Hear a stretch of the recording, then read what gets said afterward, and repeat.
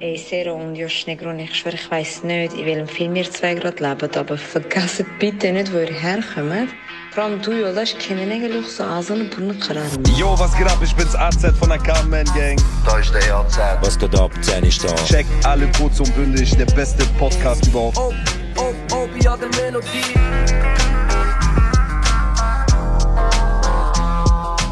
Okay, convoco meine Seelenverwandte. Kurdistan? Du und die scheiß Podcast hier. Beide. Schön und gut, aber ich verstehe den Hack immer noch nicht. Das ist kurz und bündig Morgen.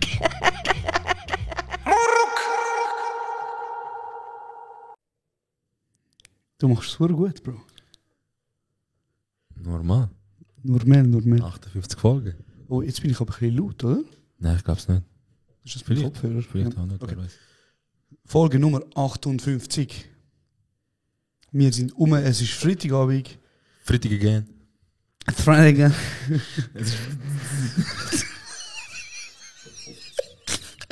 Hey, Und der Serhat und ich sind heute, haben jetzt heute so eine Stunde 2 Büro gemacht. wie das läuft. Wie das läuft. Wir müssen ein paar Anfragen bearbeiten. Canceln. Ihr wisst, wie es läuft. Kleine. Und ich habe im Fall wie so heute wieder gemerkt, wir haben ja leider, sehen wir uns sehr oft so in diesem Businessrahmen jetzt. Aber wir haben halt während dem Gespräch trotzdem sehr viel halt so, sag jetzt mal, lustige Sachen gemacht. Ja. Und Bro, ich sag dir einfach wirklich, ich bin hure froh. Habe ich einfach einen Freund wie dich in meinem Leben. Bro. Küss dein Herz, Mann. Ich Also, bin auch froh, Bro. Also Danke vielmals. wirklich, Bro, es ist wirklich so.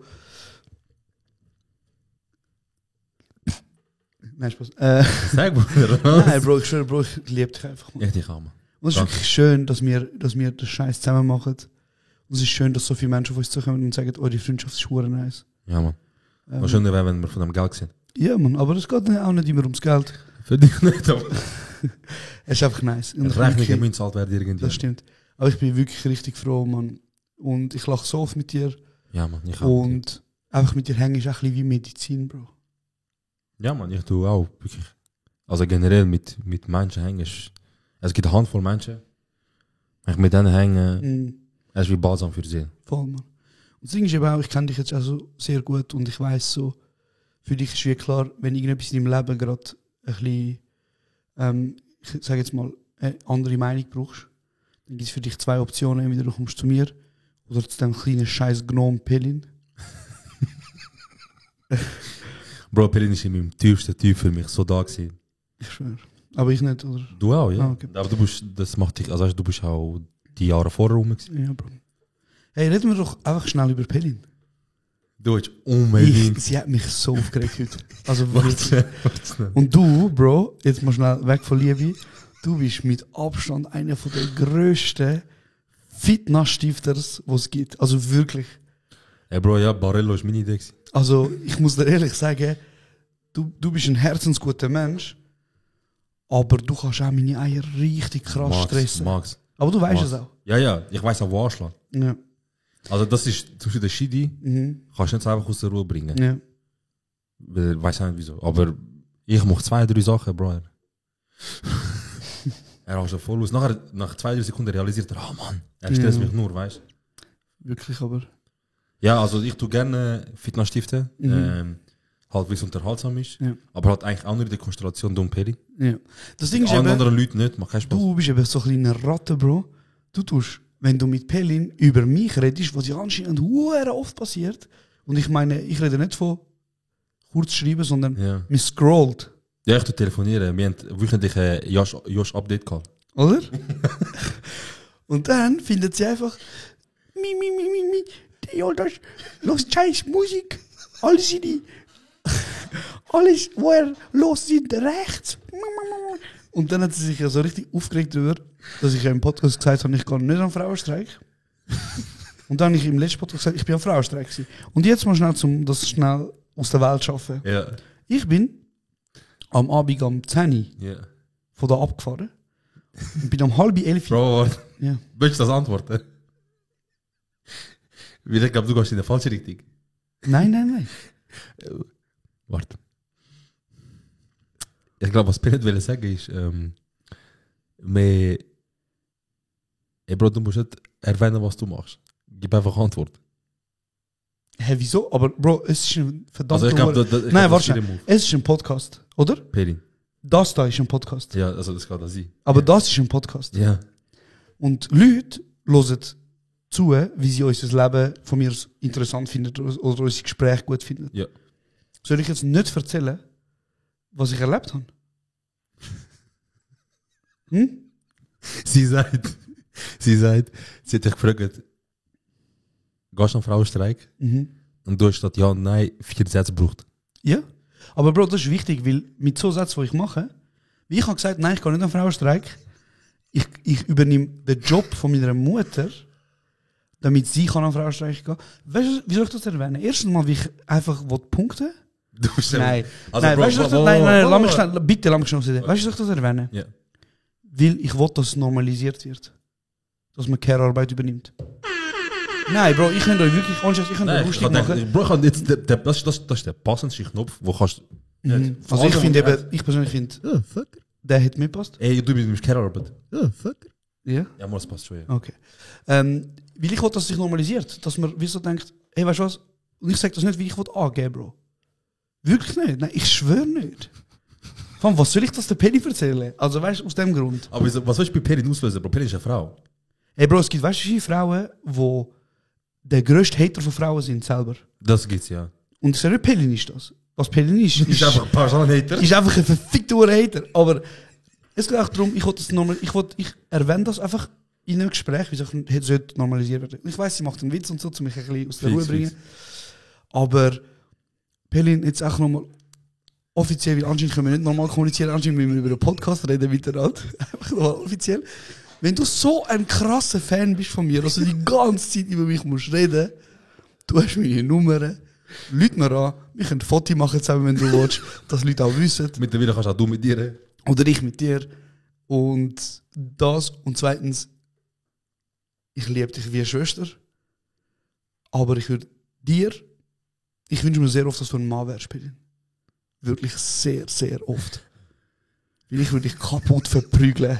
Also wenn du ein Mann wärst, cool. Bro, ich habe gesagt, ich gebe meinen Kindern bei 1 Klappmesser und dann sage ich ihr, gönnt zu Tante Pelin ihre Kinder. Bro. Gehen spielen. Also wenn Pelin ein Mann wäre, Bro, Welt wäre... Weißt du, so ich Das so... Ding ist eben, ich glaube, wenn sie ein Mann wäre, Ja. Sie hat nicht so eine grosse Fresse. ich glaube, sie würde eben grosse Füße haben, Bro. Nein. Ich glaube, wenn Pelin Wie das ein Ding Mann ist, wäre, würde jetzt sie die ist halt- Fresse haben. Das Ding ist, ich sage, wie es keine Alternative gibt, ist einfach Fresse groß. Ja. Weil sonst der Rest ist Weißt nicht du, so was groß. mich stresst, oder Pelin? Ja. Wenn sie irgendetwas sagt, so, und dann macht sie so ihren Blick. Weißt du, Wille? Ey Bro, ich bin einfach, ich liebe Pelin. Ich liebe sie auch, Bro. Ich bin Pelin-Fan von Bei Gott, ich liebe sie auch. Und sie ist anscheinend auch ein Fan von mir, aber ich liebe sie. Ich sag ganz ehrlich, von Menschen vom anderen Geschlecht ist Pelin sicher Top 3, wenn die lustigste Menschen, die ich kenne. Und du bist natürlich nicht in dieser Kategorie, weil du bist Familie. Ich küsse nicht. Pelin ist auch, oh mein Gott, letzte, als sie so Ding. Ich sag immer wieder, sie muss immer wieder kommen, es ist so lustig mit ihr. Ja, nein, manchmal, es ist wie auch so die 50 Folge jetzt in Folge, wo wir. Vor allem jetzt haben wir ihr fast 10 Minuten gewidmet. Das Ding ist, du sagst, du bist so obsessed, du bist in 10 Minuten da. Du bist scheiß Fan. Nein, Bro, aber ohne Scheiß, ich liebe die Frau. Es Absolut, ist kein absolut. Mensch, den ich lieber habe als sie. Mein Leben ist schöner, seit du im Leben bist. Und ich weiß auch noch, ich tue ihr hoch anrechnen, dass sie mich so vor einem Jahr, wo ich in dem riesen hoch war, wo ich mich so wirklich... Sie hat dich versucht abzuziehen, aber das hat niemand geschafft. Es hat niemand geschafft, aber sie hat es probiert, Bruder. Und das ist schön. Aber ich würde an der Stelle auch noch sagen, sie macht ja gerne die Witze und so, dass ich so quasi Leute kenne und so. Aber wo es darum gegangen ist, dass ich sie Backstage bringe, für ein Foto mit dem, wie heißt der türkische Rapper? Ezel. Ah, dort auf einmal. Ja, das ist Abi. Kannst mich bitte Backstage bringen, damit ich ein Foto machen kann mit dem Snack? Ah. Also wie Pelin dort?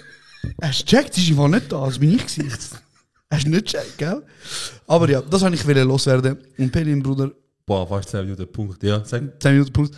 Komm in den Podcast, hock da an, sag, was du zu sagen hast. Weißt du, das habe ich... Machen wir Cash mit dem. Ja, erstens das, aber ich habe etwas anderes der Pelin vorschlagen, was Ja. sie Uhren gut könnte machen. Ja.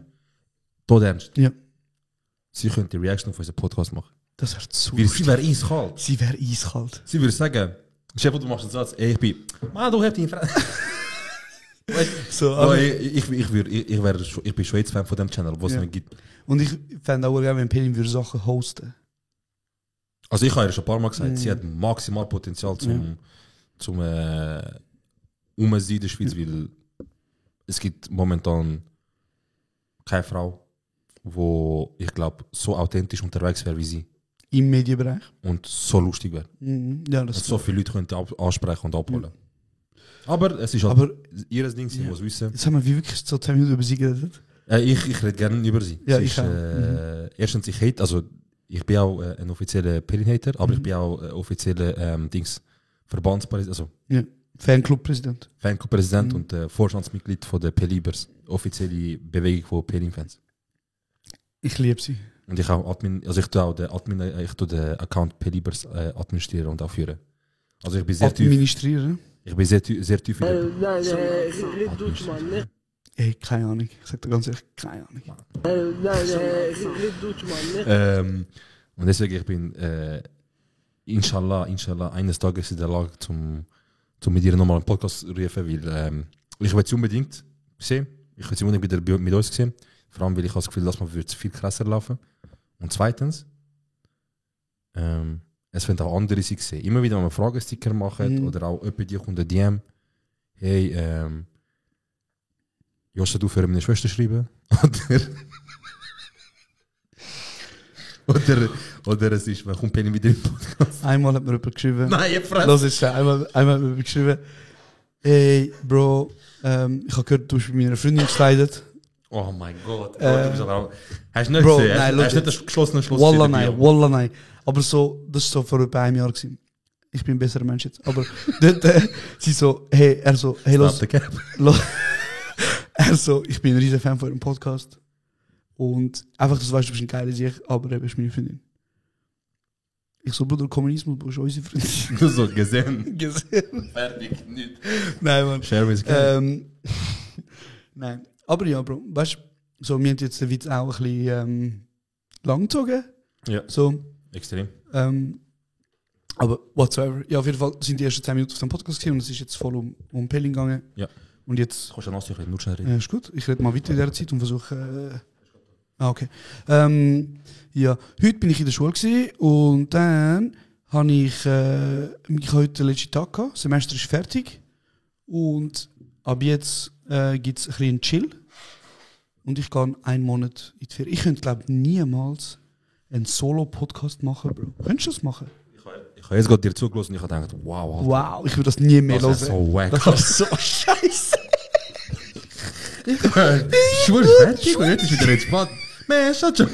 Die denkt, ich hätte schon lange eine Stärke. Ich schwöre, Alter, das wäre so ein wacker Podcast. Aber ich glaube, du wirst auch nicht so reden. Du wirst wahrscheinlich, Ja. dich auf etwas spezialisieren. Zum Beispiel Film, Kunst, Gemälde, Oder Frau. sag's nur, ja, ist gut. Hey, auf jeden Fall müssen wir noch schnell anhängen. Wir haben sehr viele Nachrichten bekommen letzte Woche. Ja, erstaunlich, ja. Wirklich, wegen Auf einmal haben die Leute angefangen kommentieren mit, ey, ich bin Fan von einem Podcast, aber. Ja, es ist ein bisschen um die SRF-Debatte gegangen, wo wir den einen Artikel angenommen haben. Und ich würde gerne einfach 2 Sachen dazu sagen. Erstmal, wir haben eure Nachrichten gelesen und wir sind bei vielen Sachen sind wir eurer Meinung. Ein paar haben also gesagt, hey, chillt ein bisschen und so. Er hat über alle Scheiße geredet. Spielt echt wie keine Rolle. Aber Statement ist Statement. Wir haben über das geschwätzt. Ich glaube, unser Standpunkt ist klar. Ich sage schon noch gerne etwas dazu. Du hast mit ihm geschrieben und ich habe dir auch gesagt. Ja, du kannst... Ich mach's nicht lang. Ich mach's Ja, sicher. Ich mach's Bitte, nicht Bro, auch dein Podcast. Auf jeden Fall, ich würde noch schnell einen Shoutout geben an einen von den Users, der uns eine Nachricht geschrieben hat. Ja, Mann. Wenn es das ist, was ich meine, ich habe mich kaputt gelacht. Er hat geschrieben, wie ich habe ja den Screenshot von seiner Nachricht gepostet. Und er hat geschrieben, krass, der Typ schreibt ja auch privat wie ein Hurensohn. Der hat alles nur mit dem. Absoluter King. Absolute Legend. Absoluter King. Du hast mit ihm geschrieben. Ja. Du hast mir da irgendwann mal am Mittag, wo die Folge schon online war, am Tag hast du mir angerufen und gesagt, Bro, hast du gesehen? Er hat das geschrieben gehabt. Ich bin kurz mit ihm geschrieben. Und dann Also der Journalist, genau. genau, da habe ich das aufgemacht und Ja. kennst du 3-mal scrollen, lustig. Too long didn't read. Ja. Ich so, Bro, unterm Strich hat er sich entschuldigt oder fickt euch an, nachher so, er hat sich entschuldigt, ich so, wack. Ja. Also eben, ja, sorry. Und er hat ja gesagt, also, ich habe jeden ein bisschen disst, ich habe jeden ein bisschen beleidigt. Und ich habe es nicht so gemeint. Und ich habe es nicht so gemeint. Und dann ist ja die Aussage, dass das, was er sagt, ja keine Beleidigung ist. Ja, und er hat eben also gesagt, es tut mir leid, dass es so verstanden worden ist. Und ich Du bist, es fängt jetzt schon wieder an. Ich weiß nicht, ob es ein gutes Thema ist, wieder das anfangen. Nein, aber ich wollte... für mich ist das keine Entschuldigung, für mich ist das wack, für mich ist das sich rausreden und nicht zu deinem Wort stehen und Konsequenzen versuchen, wie so outsourcen. Ja, ich habe das nicht so gemeint und es kann nicht, dass das so verstanden wird. Du bist verantwortlich für was du sagst. Egal wann, egal wo. Das, was du gemacht hast, machen auch SVPler oder rechte Journalisten, die sagen, ist so angekommen, wir haben es ja gar nicht so gemeint, tut mir leid. Oder unsere Intention ist nicht, dass sie es so aufnehmen.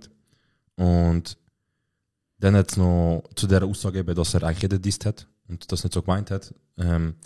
Ist so die Frage, ich habe die anderen Diss angehört und bei denen durchgelesen. Und das sind ganz offensichtliche Disses. Durchgelesen, ja.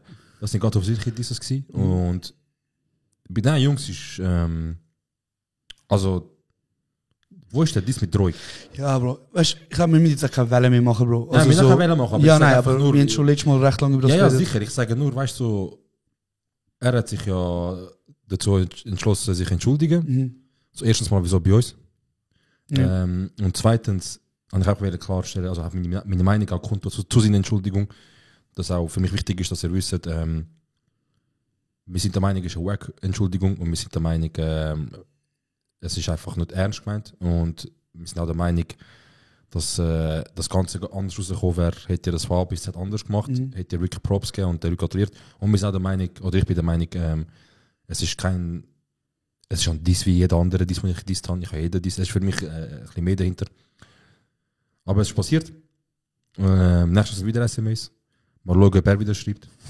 Und mal schauen, ob er überhaupt schreiben darf. Oder ob er überhaupt kann schreiben. Ja. Ich muss noch schnell. Also, genau. Nein, weißt du was, nehmen wir das. Auf jeden Fall, ja. Wir haben euch gehört. Wir haben mit ihm unterhalten. Ich finde den Punkt, du sagst, du musst dich nicht bei uns entschuldigen, finde ich sehr gut. Ja. Aber eben in Zukunft einfach auch alle Menschen, die irgendeine Reichweite haben, ob das ein Podcast ist oder sonst irgendwelche Medien wie Zeitungen oder so. Hey, schön und gut, dass ihr euch entschuldigt für Aussagen, aber vielleicht macht euch einfach so Aussagen in erster Linie einfach nicht. Ey, wir machen auch Fehler. Ja. Maximal. Aber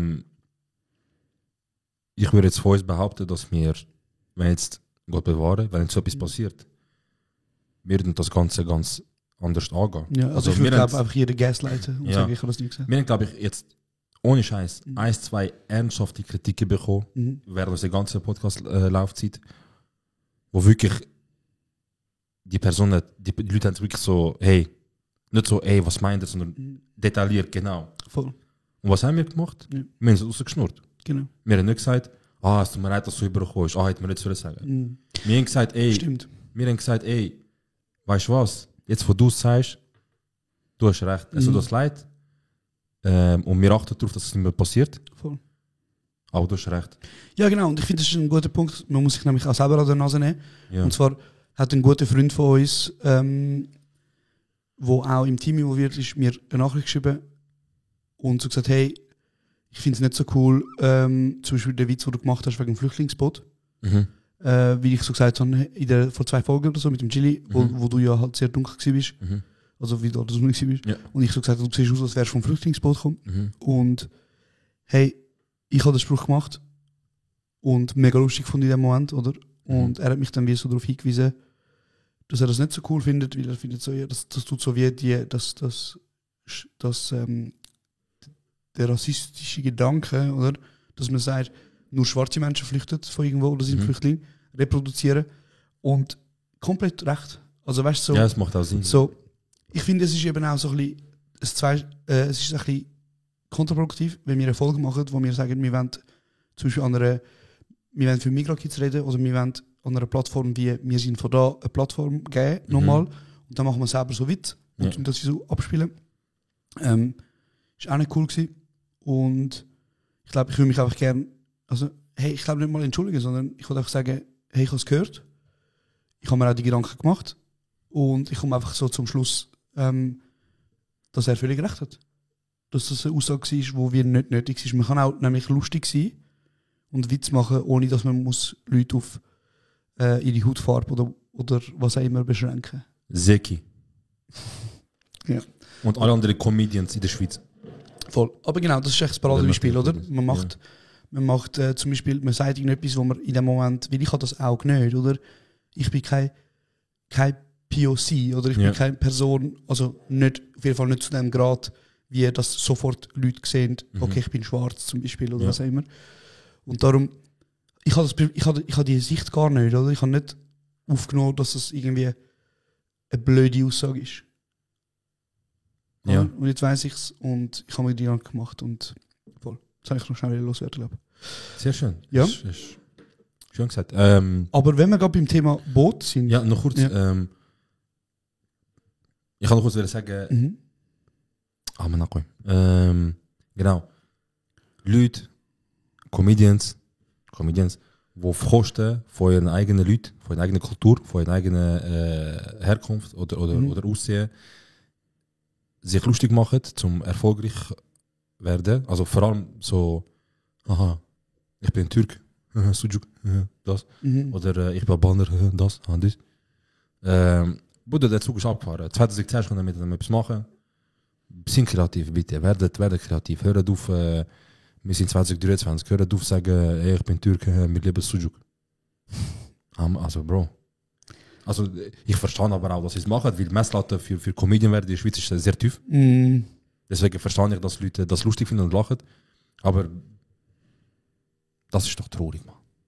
Ja, Entschuldigung, jetzt. Nein, aber du hast recht. Ich finde eben auch zum Beispiel, es gibt auch Comedians, die zum Beispiel eben ganz klar halt einen Migrationshintergrund haben. Ja. Und ihre Witze sind so, mich hat die Polizei hat mich angehalten und nachher haben sie erwartet, dass ich ein gebrochenes Deutsch rede und ich habe dann ein Basler Deutsch oder was weiß ich geredet. So lustig.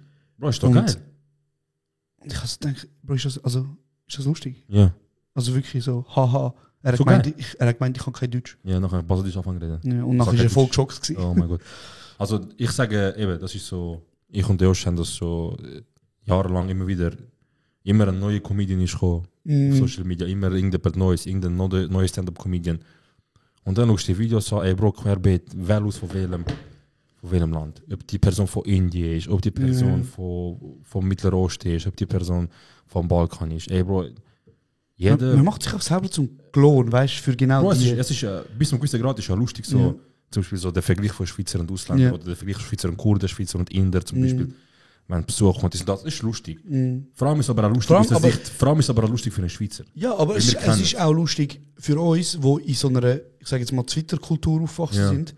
Wie wir kennen beides, Bro. Wir sind ja genauso Schweizer, wie wir Kurden sind. Ja, weißt, genau. so. Und deswegen ist es lustig, wenn man so die Vergleich macht. Wenn man aber die Kultur hochnimmt. Ey, es ist schwierig, man. Wir haben halt auch, weißt, so kurdische Hochzeiten-Witz gemacht und so. Aber wie soll ich sagen? Ja, aber weißt du, wir tun uns nicht zum Clown machen, indem wir zum Beispiel nur von dem Leben, dass wir unsere Kultur fertig nein, aber wo wir zum Beispiel Stereotypen aufnehmen, wo zum Beispiel irgendwelche Menschen über uns haben. Weißt du, wir machen nicht darüber Witz, haha, stimmt, ja. wir sind Dorfkinder und wir sind alle so dumm, hahaha. Wir machen so Sprüche über das, was eigentlich in der Kurden-Hochzeit zum Beispiel selber checken wird. Ich meine, die meisten vielleicht Menschen, so die checken das doch nicht. Also weißt du, so, wir machen den Witz für unsere Leute und nicht gegen unsere Leute. Weißt du, hast gar keine Lust über Catering mit Fleisch und Reis. Voll. Ja, okay, ich sehe es, hast recht. Ja. Das ist so mein Punkt. Ja. Aber eben, wenn wir gerade so beim Thema, wo wir vorher wegen Flüchtlingsboxen sind. Genau, ja. Jens, was ich auch alle auf Social Media gesehen. Das Boot, das untergegangen ist mit über, ich glaube, 600 Toten, Hunderte von seinen Kindern. Ja. Oder? Und jetzt hat es ganz viele Leute, die so geschrieben haben, so, hey, es ist verdammt schlimm, wie halt das mit den Flüchtlingen wie nicht in den Medien groß aufgegriffen wird, aber das mit dem Titanic schon. Da bin ich voll der Meinung, der gleiche. Und jetzt zum ein bisschen die Ernsthaftigkeit aus dem rausnehmen. Also erstmal natürlich, eben, ich bin voll der Meinung, so, absolut, dass das viel mehr muss in den Medien sein. Aber ich bin auch froh, dass die Titanic Habe ich einen gelesen, das hat mich zerstört. Bro, die Titanic U-Boot-Sache, wo irgendwelche zu reichen Menschen, die einfach keine Hobbys haben, 250'000 Stutz gezahlt haben, um in diesem U-Boot sich verkrüchen, wo mit einem PS1-Controller. Bro, das ist so ein Controller, wo du in den Discount gegangen bist. Du bist in den Discount gewesen und so. Wie viel kostet ein PS3-Controller? 80. Aber mir noch die Variante für 20. Ich schwöre. Und Also, ich schwöre. Und jetzt wollte ich mal kurz fragen, ich hoffe, man hört es, wenn man jetzt Witz drüber macht. Oder viele sagen so, hey, mach keinen Witz drüber, dass da sind Menschen gestorben und so. Hey Bro, du musst auch wirklich nicht in ein U-Boot Titanic anschauen. So, und wo aufgesetzt ist wie unser Game-Setup von 2004. Wo mit der eigentlich auch nicht getestet ist, weißt du so. Und jetzt frage ich dich so, Sero, findest du, der Witz ist übertrieben? So, Erzähl. die im U-Boot momentan oder dort so. Ja. Also generell so Witz. How are you? I am under the water. Please help me. Oder so.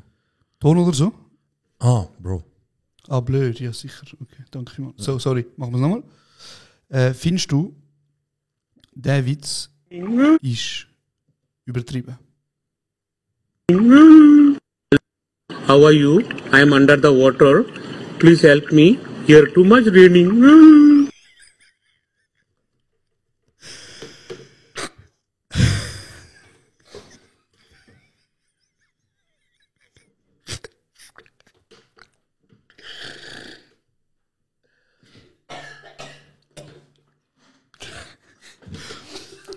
Ich bin ein schwacher Mensch, Bro. Ich bin ein schwacher Mensch, Bro. Bro, All die TikToks, die nehmen mich. Cristiano Ronaldo hat das Jahr 4 Assists. Titanic 5. Das ist so schlimm. Einer hat auch geschrieben, ey, look, Bro, du willst unbedingt die Titanic Experience haben. Oh mein Gott. Bitteschön. Oh mein Gott. Und dann nochmal hat er geschrieben, ey, Queens, manifestieren einfach. James Cameron hat gesagt, er will Titanic 2 machen. Oh. Look what happened. Nein, ganz ehrlich, scheiß auf die Alte. Ja, Und hast du den Sohn gesehen von dem einen, den Stiefsohn? Soll ich dir etwas sagen? Ja.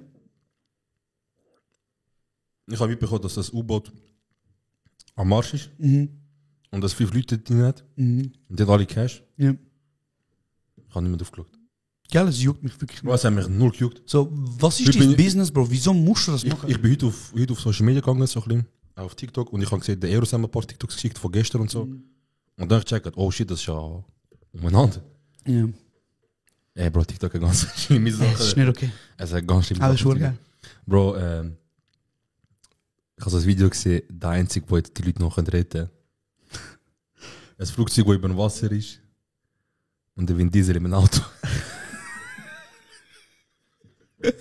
Hey, nein, Bro. Ja, also es sind, ich muss sagen... Das Internet ist einfach auch ein wilder Platz. Ja, Bro. ganz wieder Platz, aber ich muss sagen, es hat schon lange nicht mehr wegen irgendetwas Memes gegeben, wo konstant eine gute Qualität aufrecht behalten wird. Ja, das ist Bro, das wild. ist- Auf jeden Fall, ich bin so vor 4 Tagen auf Reddit gewesen oder so, vor 3-4 Tagen. Ja. Dann habe ich ein Bild gesehen von einem Typ, der am Blink-182-Konzert ist. Kennst du die Band? Ich kann nur 187. 182, Bro. Ja. Blink-182 ist so eine Punk-Rock-Band aus den 2000er. Mhm. Und sie haben so ein berühmtes Album, wo so eine Frau in Krankenschwester-Outfit ist und so ein Latex-Handschuh über ihre Hand zieht. Ich weiß Ja. nicht, ob du es kennst. Nein, das hat mich nicht. Okay, auf jeden Fall, der Stiefsohn Ja. ist am Blink-182-Konzert gegangen, 2 Tage nachdem sein Vater verschwunden ist. Stiefvater. Ja. Und postet so Foto, wie er vor dem Merch-Stand ist und taggt Blink-182. Ja. Und sagt so, hey, mein Stiefvater ist gerade verschollen, aber ich will trotzdem da sein, weil er würde wollen, dass ich Fun-Time habe. Dann haben die Leute sich halt, also haben ihn auseinandergenommen, weißt du? Ja. Und er schreibt dann so, ja, was soll ich machen? Soll ich jetzt daheim sein und brüllen? Hey Bro, vielleicht ja. Weißt du, so, vielleicht solltest du traurig sein, Ja. oder wenn nicht das, vielleicht solltest du nicht einfach an ein Konzert gehen und dann noch posten, wie happy du bist. So. Ja. Stell dir vor, du. Ey, Bro, ich sag dir ganz ehrlich, Ich will es schön finden, wird sich irgendwann mal eine Kultur etablieren, wo der Abschied von einem Menschen mit schönen Erinnerungen verbunden wird. Ja. Bro, ich weiß nicht, ob ich das könnte handeln. Jedes Mal, wenn jemand von der Welt geht, wo wichtig ist, dass ich ins Loch gehe. Wieso können wir uns darüber freuen, was für schöne Momente wir hatten, zum Beispiel, wie schön wir es hatten, dass der Mensch jetzt da war, dein Leben bereichert hat, jetzt ist er nicht mehr, aber es ist doch schön, ist er da gewesen. Voll. Hat das jetzt verloren. Ja, aber trotzdem weird an das Konzept. Aber ja, das ist ganz während, klar, ja. während er ja quasi noch nicht mal als tot erklärt fix. ist, oder? Ja, So. das ist schon ganz komisch, ganz klar, ja. Ja, das soll ich noch wieder sagen. Aha, kommt nichts. Nein, ich kann echt wirklich nur schnell Dann reden. jetzt, so, nachher haben die Leute auf Reddit geschrieben und ich war schon parat für Nein, aber ich kann... unter der Gürtellinie. Ich bin... ich finde es hure lustig. Die Witz. Einfach Ja. so Leute... Also weißt du, so, wie Leute auf einmal so kreativ sind. Ja, extrem. Ey, Bro, es tauchen Videos auf TikTok und so weiter. Ey, und heutzutage, vor allem, Bro, etwas vom Schlimmsten, was passieren kann, ist so, auf jeder Social Media App ist immer so, zuerst kommt immer so die junge Generation auf die App. Wow, neue App, zu krass. Und nachher etabliert sich bei den Jungen und nachher kommt auch die ältere Generation. Und dann wird auseinandergenommen. Und dann, wenn die ältere Generation kommt, fuckt es ja voll ab, dann verpisst sich die Jüngere auf andere. Also von Facebook sind auf Insta, von Insta auf Snap, von Snap jetzt TikTok. Und unsere Kros machen TikToks, Bro. Ja. Und die gehen auch viral und die checken es gar nicht einmal. Ich check es nicht. Es gibt einen zum Beispiel, der reiht sich noch so an wie der 60er, 70er, 80er. Er schafft irgendwo in Türkei, in der Türkei schafft er als, ich weiß nicht, ob er schafft, aber er ist im Laden drin, wo, glaube ich, nichts verkauft hat. King. Es läuft alte türkische Musik und der läuft immer ganz langsam, macht so Handbewegungen, schickt so Küsse. Und der ist auf TikTok live, oder was ist er? Nein, es sind am Anfang nur Videos gewesen. Und dann haben einfach angefangen, Leute aus Deutschland, England, Amerika, auf der ganzen Welt ihn animieren, also nachmachen. Und das flasht mich voll. Früher, wenn Leute auf unseren alteren Plattformen die ältere Generation etwas gemacht hätten, wir haben immer angefangen zu schämen.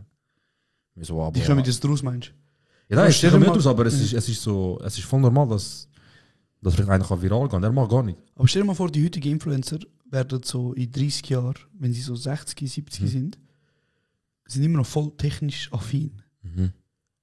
Das wird, glaube ich, eine richtig lustige Generation von... Ja, es wäre schon lustig, ja. Von Weil wir sind so vielleicht die Boomers, erste, so. wir sind ja die Generation, die mit der Digitalisierung aufwächst. Digital Natives. Genau. Das heisst, unsere Kinder, deren Kinder, die werden in einer Umgebung aufwachsen, wo vieles oder fast alles digital wird sein. Ja, und Und ich meine, dann musst du mitgehen. ich meine, Social Media ist jetzt auch einfach gerade hure wild. Also weißt, ich glaube, in ein paar Jahren, wenn die Leute gecheckt haben, was für Auswirkungen Social Media hat auf Menschen, wird so ein bisschen, ich glaube, es wird schon ein bisschen Restriktionen geben. Bro, ich glaube, Leute checken es schon, aber es ist einfach so wie das Gleiche wie mit, glaube ich glaube, sie werden jetzt mit Sachen kommen wie mit Alkohol und Ziggis und so irgendwann. Ja, ich meine, jeder So, Volltrottel... ja, schon die eigene Verantwortung. Sorry, Bro, aber jeder Volltrottel kann ein Mikrofon nehmen, Kamera aufstellen und auf YouTube, Spotify, TikTok, whatever, so wie Tours wir. verkaufen, Top-Charten. Nein, aber Content machen und einfach, was sie sagen, der ganzen Welt mitteilen. Ja, es geht Theoretisch. schnell. Es geht schnell. Weißt du, es ist schon gefährlich, Bro. Es ist ey, Und wie wir sind- schnell und wie krass wir heutzutage vernetzt sind, ist krass, schön, aber auch Das beängstigend. macht hure Angst, Bro. Aber glaub mir, halt, weil wir die erste Generation sind. Ja, und vor allem, weißt du, ich habe zum Beispiel, wo jetzt Erdogan gewonnen hat, habe ich hure viel so TikTok-Lives gesehen, wo irgendwelche Türken das faschistische, danke, Was ist eigentlich letzte Zeit los mit euch? aber ich weiß nicht, ich weiß wirklich nicht, das Faschist, Das ist ein gruseliges Wort. ich schaff's jetzt, warte, das Faschist, nein, ich schaff's nicht, Bro, warte. Das ist das Wort. Jetzt ist es gruselig. Nimm schnell 2 Sekunden Zeit, Ja. weil jedes Mal, wenn du das falsch sagst, wird es immer jetzt mal Das sind schlimmer. immer schlimmer. Das faschistische Zeichen Ja. machen, weißt du, von der Ja, grauen Wölfe. Ja. Und ich bin geschockt gsi, wie das Leute einfach sich trauen, auf Live machen, auf der Straße, weißt du? Aber das ist Türkei, Bro. Das ist auch in Berlin und so, Bruder. Aha, ja. Wie sie sich das einfach trauen, so mit Flaggen und so. Und dann habe ich wieder nochmal gemerkt, Bruder, wir sind richtig krass in einer Bubble. Für uns ist normal. Wir haben keine Freunde, die so rechts eingestellt sind. Ja. Für uns ist das mega weird. Aber für die Menschen ist das normal. Ja, eben, das ist für dich maximal normal. Aber es ist halt krass, wie du Like Social Media, Bro. Ich gehe auf TikTok, ich sehe irgendeinen mit 4 Zuschauern, Gabelstapler am Umfahren. Ey, letztes bin ich bei einem drin gewesen. Mit so einem kurzen Mündigen-Account im Live. Und er war Kran am Fahren gewesen. Ja. Also am Bedienen. Und ich habe ihn wieder das gefragt, was ich so ab und zu gemacht habe. Ich habe einfach so Meinung zu Kurden. Der gut. Shoutout, Lösch. Ja, ich so Meinung zu Kurden. Und du hörst, wie er die Frage oberhalb von mir liest und die Frage unter mir. Also er einfach bewusst aus. Ja. Nachher schreibe ich ihm, geil, was schaffst du? Was bist du am machen? Erklärt er mir. Dann schreibe ich ihm, okay, Meinung zu Kurden. Bro, und dann sagt er, ja, so, ich sag's mal so jetzt, also, ja, ich mach ihn zu heißen. Ich sollte da gab's lieber nichts sagen, hä? Das ist Schweizer, oder? Ja. Und dann habe ich wieder gesagt, ich so, komm, das ist ein Safe Space, du kannst sagen. Aber gewusst, Screen Recording angefangen. Sag mir das. Sehr geil. Und was soll ich sagen? Er hat nichts gesagt. Aber ich habe gedacht, ich verwünsche nie. Schade. Ich habe gedacht, ich verwünsche nie. Schade. Aber mit unserem TikTok, also das musst du auch mal ab und zu machen. Mit unserem TikTok-Account auf Ich kann Lives gehen. viel. Und schreibe mir Meinung zu Kurden. Ich liebe das. Es ist so lustig. Also das ist geil, so, wenn mir langweilig ist, ich gehe auf TikTok live und schreibe einfach. Das ist auch Leute stressen. Voll. Und jetzt müssen wir nochmal schnell auf die letzte Folge Genau, ja. eingehen, weil wir haben, ich weiß es nicht mehr genau präsent, aber wir haben irgendeinen Spruch gemacht à la So ein Bauer. Sonnenbauer. Irgend so etwas. Ja. Und da haben wir eine Nachricht bekommen. Ja. Und jetzt hören wir schnell zusammen etwas. Es geht jetzt, im Moment, es geht jetzt 1,5 Minuten, aber ich hoffe, dass ihr das Wir alle gehört. zusammen oder das ist, ja, genau. Also bitte. Ja, ciao zusammen, hier ist der Samuel, 19, Kanton Bern, so wie ihr vielleicht gehört. Ich hoffe, ich schnurre nicht zu langsam. Aber mal möchte ich sagen, ein guter Podcast. Ich höre noch nicht seitdem oder 3 Tage angefangen, aber ich habe auf jeden Fall jede Folge gehört von euch. Ich höre es sehr gerne. Es ist Abwechslung und ja, passt mir. Jetzt habe ich heute die Frage, und zwar ist es so, dass ihr sehr oft von so Schubladisieren redet und also in Schubladen schieben und so. Und jetzt habt ihr aber jetzt gerade im letzten Podcast von den Swiss Music Awards geredet und habt dort eine gewisse Zielgruppe als Bauern bezeichnet, was für mich persönlich nicht schlimm ist, aber wir nehmen jetzt gleich kurz die Wunder, wer für euch oder was für euch die Bauern sind. Oder ob ihr irgendwo Grenzen zieht zwischen, ich weiss auch nicht. Ja, wo bei euch so, was für euch Bauern sind, oder? Das ist ja ein breites Spektrum, das man da rein tun kann. Oder eben auch nicht. Darum nehmt es mich Wunder, nehmt es nicht persönlich. Ich hoffe, es kommt in eurer nächsten Folge vor, oder ihr stellt euch die Frage selber, gebt vielleicht kurz Antwort, das würde mich interessieren. Macht weiter so, geiler Huren Podcast und auf noch weitere Folgen. Ich bin gespannt und schönen Tag zusammen. Okay, also erstmal, was für ein absolut geiler Sieg. Das ist richtig geile Sieg, Mann. Was für ein richtig geiler Sieg. Ich habe es gehört und ich habe gedacht, du bist ein geiles Sieg. Ich bin richtig happy, als ich das gehört habe. Also, nochmal schnell.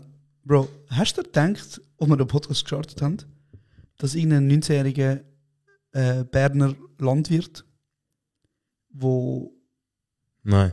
Unmöglich. Also deswegen größte Schade an dich. Du bist der absolute King. Du bist der Grund, wieso ich jetzt die Folge aufnehme. Ich schwöre. Du hast uns so motiviert. Ja. Es ist so, Es ist so krass. fucking Es ist- schön. Es ist so krass, wie querbeet uns so viele Leute hören. Oder? Oh, Also, ob Alter, Geschlecht oder Herkunft oder Beruf oder Weißt du, Interesse. immer, ich sage ganz ehrlich, immer wieder, wenn so Schweizer uns Feedback geben, habe ich das Gefühl, oh, jetzt läuft es. Ja. Weil, Ja. du weißt wieso. Ja. Ich will es auch verstehen. Aber dann kannst du auch so etwas. Voll. Also erstmal fettes, grosses Dankeschön für den Support. Und danke auch für deine Nachricht. Voll. Und ich hab wir lieben dich. Ich schwöre, wir lieben dich, Mann. Wir müssen aber auch noch schnell sagen, Samuel. Bro, ich schwöre auf alles, ich sag dir ganz ehrlich, Weißt du, ich habe die Combo, ich habe gesehen, dass er Sprachmemo gemacht hat. Und ich sehe ja nur Sprachmemo. Und dann gesagt bei dir, ciao Samu, mit dem Typ weiß ich so. Bro, ich muss dir schnell ehrlich sagen, ich würde Geld geben, um ihm beim Einschlafen zuzuhören. Also weißt du, dass er redet, während ich einschlafe? Ja. Hör auf, jetzt immer wieder die Bro, ich kann Schiene nichts sagen. Ich kann nichts Es geht überhaupt nicht um das. Ich kann nichts sagen. Einfach so eine angenehme Stimme. Und so höflich und anständig und so ein höflicher Mensch. Ich kann schon nach 1,5 Minuten oder 2 Minuten sagen, du bist gut erzogen worden. Ich schwöre auf alles, absolut King.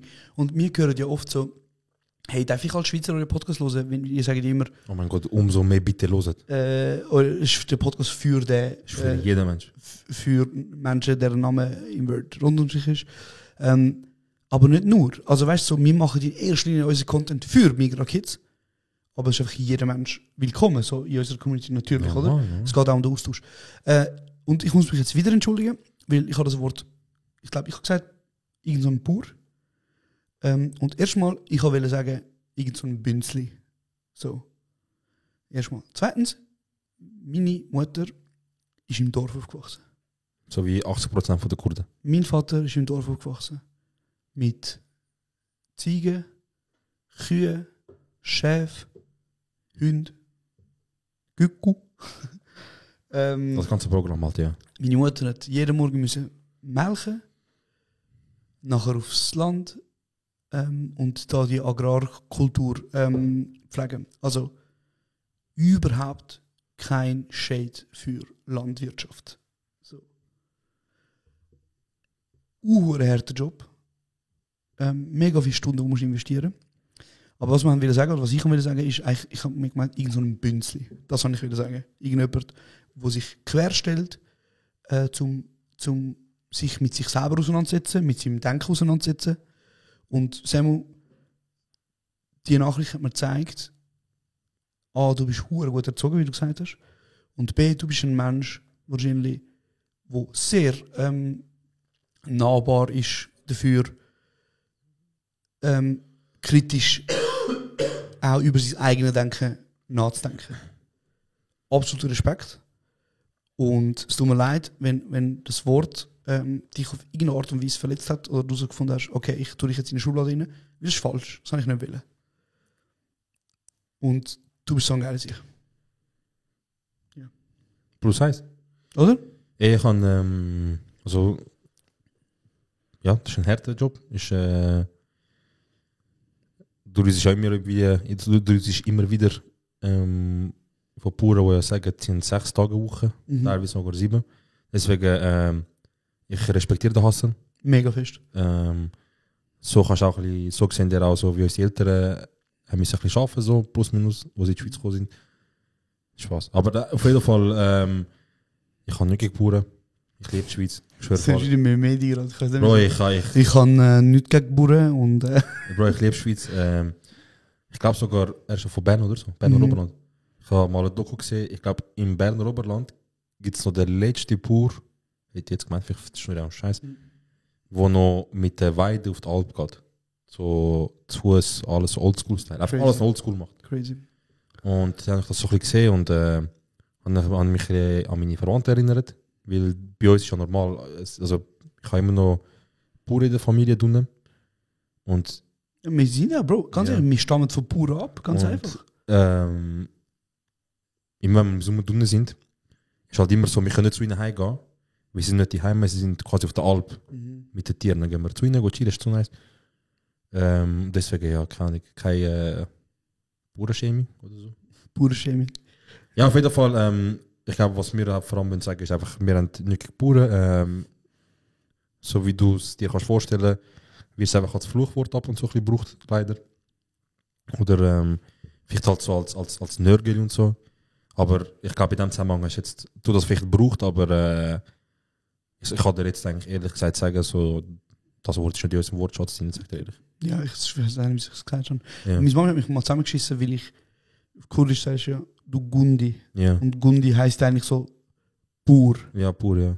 Und sie so, wieso benutzt du das, zum mich klein, also zum eben klein machen? Ich Weißt habe du, die ganze Zeit. ja, so weißt du, sie so, du bist ein Gundi, hat sie mir Ja. gesagt. So. Von Voll. Und ich glaube, wir sind uns auch einig, dass so halt Menschen, die zum Beispiel bei der Landwirtschaft arbeiten, ich glaube, mit Abstand einer der härtesten Jobs sind. So. Und meine Mama ist auch so Fan, dass wir bestellen immer so frische Landeier. Da kommt immer irgendeiner und der ist so ein geiler Sieg. Ja. Er kommt immer, er bringt mir so seine Kiste mit 30 Eier, gibt mir Rechnung. Ich sage immer so, weiter 20 oder 30? Und ich sage so, wir nehmen 30 Eier. Er geht, ich gebe ihm den Cash, Bruder, Backschiss direkt, klapp, Hand drauf, er geht seinen Weg. Der ist so ein King. Geil, Mann. Und ich tue ihn immer duzen, weißt du, weil ich will, dass er merkt, wir sind cool. Ja. Meine Mutter kauft auch Milch beim Pur zum Joghurt machen. Und einmal bin ich geholt und Bro, wie schwierig ist Milch holen, Mann? Ich komme so einen leeren Kanister drüber, meine Mutter so einfach auffüllen. Ich bin dort in dem Raum, niemand du mit zuerst, Mann. Ich höre 7000. Ich weiss sogar, wo bei euch oben hat es. So ein, ja, ich bin am Warten. Nach irgendwann kommt er, ich sage, ich will gerne Milch kaufen. Er so warm oder kalt? Ja. So, G, der Scheiß geht's auch warm. Ja. Ich so, ey, ich habe meine Mutter auch nicht, weißt du? Sie denkt sich jetzt auch so, du kannst immer Milch kaufen und ich mich stressen, weißt du? Ich so, du hast mir 2 Optionen und ich weiß nicht welche. Und ich so, Mama, welche Wort? Sie so, warm, unbedingt warm. Ich so, okay, mit der frisch. Ich so, okay, ich so, warm. Dann hatte ich den Kübel auf den Boden. Er kommt mit so einem Feuerwehrschluch, Bro. Und direkt an der Eutere ist. Ja, Bro, er macht so gut und voll. Crazy. 5 Liter. Und ich so easy und dann habe ich wieder heimfahren. Ich hatte dann so ein paar Kälber. Schnell streicheln. Hoi je eras läuft, die Kelp. Gut. Und dann, ja, also, ich bin Fan von der Schweiz, ich bin Fan von Schweizer Natur, ich bin Fan von Bauern. Und vergiss der Fan von der Schweiz. Ja, Mann. Ich habe im Militär mit sehr vielen Menschen zu tun gehabt. Und es ist richtig, dass ich wieder über das Militär rede. Nein. Okay. Erzähl. Auf jeden Fall, wo halt Bauern sind. Und der eine davon, Bro, ich vergesse den auch nie, der hat den Preis gewonnen, zum Beispiel für die schönste Bonsai-Baumpflege in der Schweiz. Ja. Und seine Kuh hat auch einen Preis gewonnen für die schönste Kuh, die es gibt. Ja. Und Bro, er liebt die Kuh richtig, weißt du? Er pflegt sie. Es sind herzige Tiere. Es sind so herzige Tiere. Und dann hat er einmal so von seiner Familie auch im Berner Oberland irgendwo, hat er so eine Salami gebracht. Und Bruder, das ist, glaube ich, auch einer der herzigsten Menschen gewesen, so. Jetzt haben wir, glaube ich, 18 Minuten lang, ich habe nicht Bauernarbeit gemacht, Ja. aber ist gut. Nein, aber einfach so ein geiler Sieg. Sehr, Ich sehr. liebe es, Mann. Voll, was können wir noch erzählen? Hey, wenn wir vielleicht über Was unser Wochenende erzählen. Also am Samstag vielleicht spezifisch. Die seine Party. Ah ja, können wir, ja. Dort, wo ich irgendwann mal mich verpisst habe. Ja. Also ich habe ja wie so gesagt, ey Bro, ich freue mich richtig mal wieder zu saufen. Ja. Und ich freue mich einfach sie. Und wir sind auch dort gewesen, wir haben es recht lustig gehabt. Ich habe einen Arzt und eine Ärztin kennengelernt. Was? Einen Arzt kennengelernt, also einer, der jetzt irgendwie Assistenzarzt ist. Ja. Und eine Ärztin, die auch Assistenzärztin ist. Und ich habe mit denen geschwätzt und nachher ist einfach rausgekommen, die sind zusammen. Ich habe einfach so gedacht, ich habe immer gemeint, so Scrubs und Grey's Anatomy und so ist Bullshit. Aber es ist einfach genau so. Checkst, die sind einfach zusammen, Bro. Ich will kein Auge machen, kein Nazar, Bruder. Ich hoffe, wir bleiben für immer zusammen. Aber Bruder, du weißt nie, man. Vielleicht in der Woche er kommt und sagt, es ist vorbei. Weißt du, zu mir kam er so, hey Bro, weißt du studierst einen Film und das ist mega cool und so. Ich habe gesagt, hey Bro, look, wir wissen beide, dass dein Job 10.000 Mal krasser ist. Hör auf, humble zu jetzt, weißt du? Yeah. Hör auf, jetzt so wie ich kann sagen, hey, geil, du studierst Film. Bro, ich schaue Film in meinem Studium. Du redest verfickte Leben, weißt du, was ich meine? So. Yeah. Hey, auf jeden Fall, ich habe ein bisschen gesoffen. Und es ist mir gut gegangen. Ja, ich habe es gesehen. Und dann hast du Bilder bekommen. Jetzt erzähl bitte, was du siehst. Ja, ich bin irgendwann mal gegangen. So um 12 Uhr, glaube ich. Yildiz. Du hast mein Auto genommen, du hast nicht getrunken, du ich gehen. Ja, Mann, das ist, wir haben eben, also ich sage jetzt, wenn wir nicht mit dem Auto gegangen, wären wir nicht gegangen, weil wir haben davor noch Geist und alles und ohne Auto wären wir in unmöglich. 10 Jahren dort gewesen. Ja, dann habe ich bin daheim angekommen, komme ein Video über von da an, wie du am Tanzen bist dort und ich höre sie am Lachen, Sero, this is your man, come get your man. Und aber ich Bro, sehe, wie du am Lachen bist. Ich habe die Tanzfläche auseinandergenommen, Bruder. Nein, Bro, du musst kein Auge machen. Ich habe sie mach kein Auge, auseinandergenommen, Bruder. Du hast den Kiesboden, sein Vater. Ja. Auf Auf jeden Fall, er ist am Abgang, er ist rum gewesen. Und ich so, haha, der Bruder Max rum. 8 Minuten später, alle hat ein Bild gesendet. Ich mach auf, Bro, du von meinem Stuhl. Kennst du das, wenn so die Hände auf den Knie sind und du so gegen oben schaust? Ja. Wegen der Kotzigen kommt. Ich habe schlimm gekotzt. Keine 8 Minuten. Und ich habe gedacht, ich so, Bruder, wie ist das gegangen von Best Time of My Life? Und vor 8 Minuten bist du am Abgang und jetzt ist der gute. Ja. Und Ja, du gehst gut durch, wenn du das suchst. Ja. Und jetzt weiss ich nicht, ob ich ihren Namen soll sagen, weil wenn ich ihn sage, schießt sie mich zusammen. Und wenn ich ihn nicht sage, schießt sie mich auch zusammen. Dann gib einen Spitznamen oder Aber- sag's nicht. Ich sage es einfach nicht, aber gute Kollegin hat mich dann hat so gefunden, nachdem alle auf mich geschaut hat sie so gefunden, hey, es geht dir nicht gut, ich nehme jetzt ein Uber Ja. und wir fahren dich heim. Ah, der gute Josh, so wie im Uber. Ja. Und plötzlich so das Level gewesen, wo ich so wirklich einfach hin im Uber hocke. Ich habe einfach so einen Plastiksack in der Hand. Und ab und zu hast du Fenster aufgemacht. Frische Luft. Ich habe es nicht mal geschafft, Fenster aufmachen. Oh Ich bin mein so besoffen gewesen. Wow. Ich habe einfach in den Plastiksack reingekotzt. Dankeschön. Und du weißt, Bro, ich bin so besoffen. Nachher hat sie so gesagt, Wir ey, müssen bitte dem herum. sie so, geht's dir gut? Und so, ich so, ja, mir geht's immer gut. Wenn du mich so pflegst und weißt, so voll besoffen. Nachher du so, ja, Und sie so, wie kannst du so lustig sein, wenn du besoffen bist, wenn du so kotzt? Und nachher hat sie mich so aufgenommen und sagt so, hey, liebst du mich und so. Also weißt du, so halt. Ja. Und ich so, sicher, Mann, du bist die allerbeste, danke. Und nachher habe ich so gesagt, ich schwöre und so, in einem anderen Leben, ich hätte dich geheiratet. Und dann sagt sie, ja, was hindert dich dran? In diesem Leben will ich sagen, was ist das Problem? Und nachher hörst so, hey, Fresse, ich muss kotzen. Bro, Mann, das hat mich so hart genommen. Geil, man, geil. Ja, ist nice gewesen. Bro, ich bin halt angekommen. Und ich habe unbedingt... Ich weiß jetzt wieso.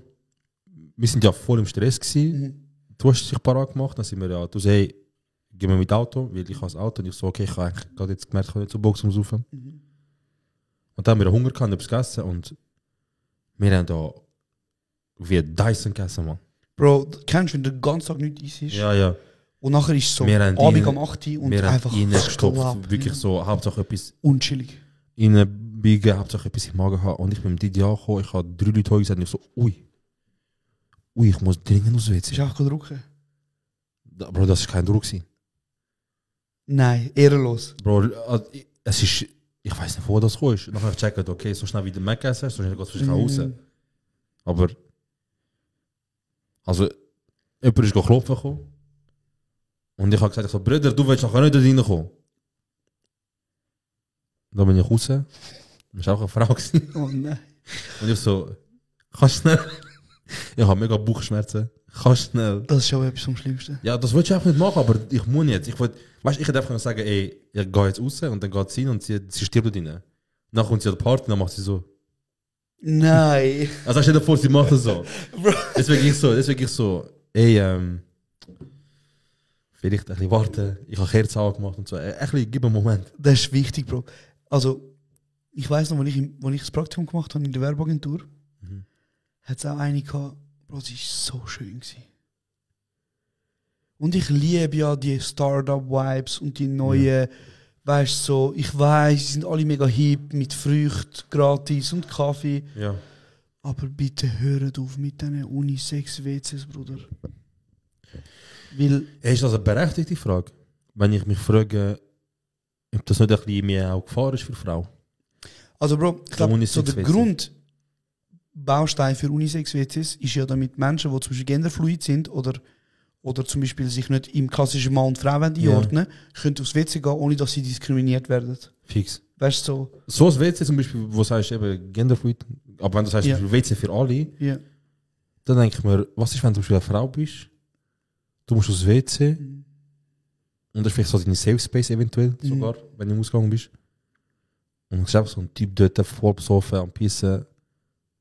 Ich weiß nicht, ob ich dort mich wohlfühle als Frau.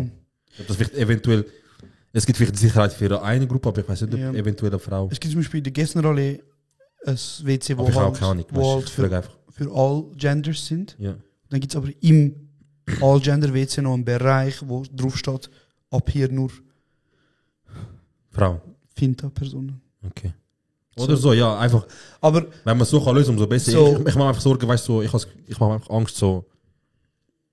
Die Idee ist gut, die Idee ist schön.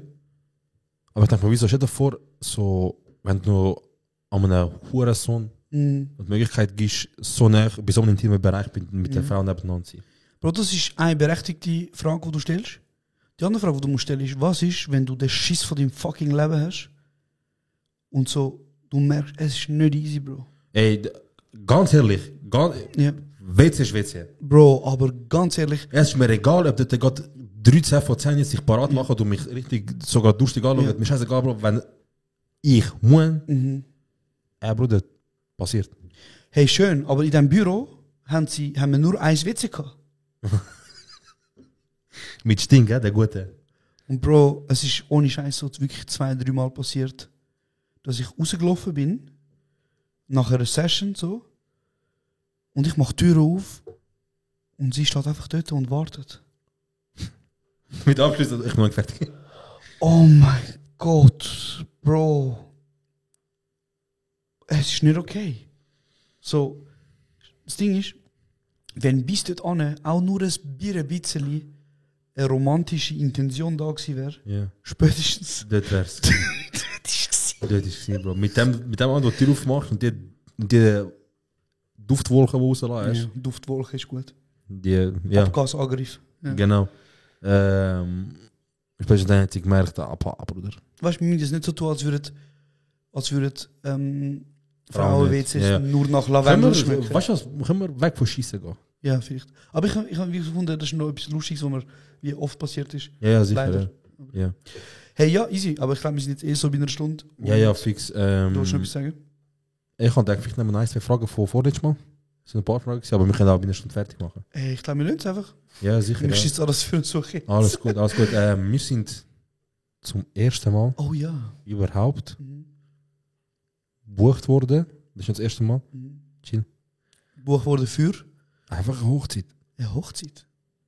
Ich gehe morgen einfach der Brat direkt Anzug. Kennst du den? Ja. Ich gehe einfach mit Anzug, mit dem Jost zusammen, gehen wir dort hin. Und also das ist nicht etwas, was wir eigentlich vorkennen zu machen. So. Wir haben nicht gesagt, fangen wir einen Podcast an, dann gehen wir Hochzeiten.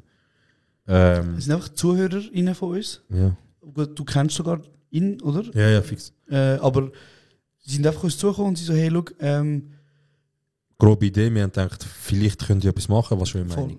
Und ja. jetzt sind wir gebucht für eine Hochzeit. Und ich würde jetzt, glaube schnell den Witz machen, den ich mir so wie aufgeschrieben habe. So, die Hochzeit ist zwischen einer Türkin Ja. und einem Griech. Und sie haben Kurden angestellt, um das Entertainment zu machen. Und ich wollte auch nur sagen, so Türken und Kurden, Türken und Griechen machen einen Vertrag ab mit Kurden. Das ist letztes Mal nicht so gut angekommen, Bro. Das ist letztes Mal. Letztes Mal hat es eine recht lange Zeit gegeben. Ja, aber es ist jahrelang. Jahrelanges Problem gewesen. Nein. Genau. Von Ja, mir ich freut freue uns. mich das mega. Was nicht heisst, ich kann das jetzt anfragen für Hochzeiten. So. Ja. Und weißt du was, fragen das an mit Budget. Wenn Geld steht, wir machen ganz alles. Ja, mittlerweile schon. Und das ist nicht die letzte Folge so. Es wird noch ein paar geben. Bis dann, aber gleich Festival-Season. Yes. Die einen oder anderen wissen, wir sind sicher mal am Open Air Frauenfeld. Können wir.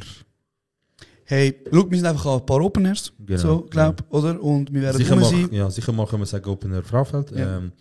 Ihr werdet uns entweder sehen, wie wir rum sind, Mhm. chillen, oder wie ich neben dem Jost stand, wie er mit einer Frau am Reden ist. Bro.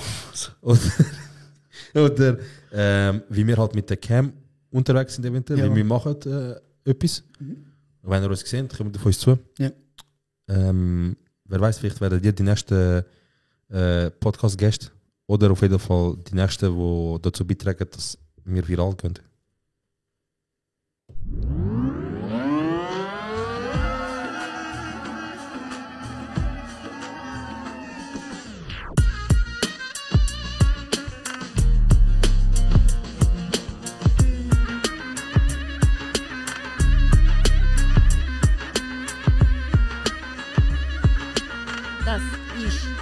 Kurz und bündig.